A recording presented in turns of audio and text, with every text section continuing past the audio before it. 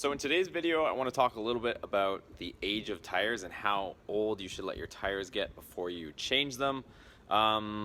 Most tire manufacturers recommend that you don't run tires that are over 10 years old, but for performance purposes, you really don't want to go more than a few years old. I say a few because some people say, kind of ranges depending on who you talk to, but you don't want to let your tires get too old because even though they have a ton of tread, the age of the tire and the rubber itself actually ages and the compound gets harder, so it gives you less traction. So you could have a ton of tread on your tire, but you're not getting good traction. I'm going to show you guys a prime example on one of my own vehicles of something that doesn't have traction. The tire technically still looks good, like it has a lot of life on it, but traction is garbage because just the age of the tire is older. So I'm going to show you how you guys can actually look at your tires, see how old they are, and decide for yourself whether you think you should change them. Okay, so here's the tires on this Viper ACR. So obviously I need performance tires and I'm looking to get the most traction as possible. This engine has over 500 foot-pounds of torque and horsepower, so it has very wide tires in the back and it needs all of that to put it to the ground, seeing as it doesn't have traction control.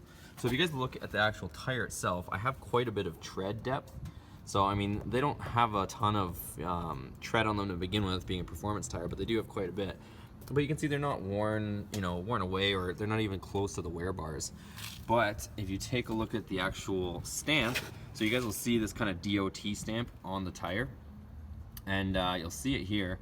But basically, if you look here, this is going to be the week. So these 2 digits here, you'll see basically, if you want to work your way backwards, you'll see 4 digits from the end of this weird code. So this is going to be the year that the tire was produced. So 10 meaning 2010 and 11 meaning the 11th week of the year. So they go based on weeks here. So this is the 11th week, whatever that ends up to. I'm guessing, a few months in of the year. So what the situation is with these is the traction is terrible on them because they are, basically 8 years old at this point, being 2018. So any tire that's the year 2000 or newer will have a stamp similar looking to this, where you can kind of find these 4 digits on your tire, find out how old it is, and you can decide for yourself whether you should replace it.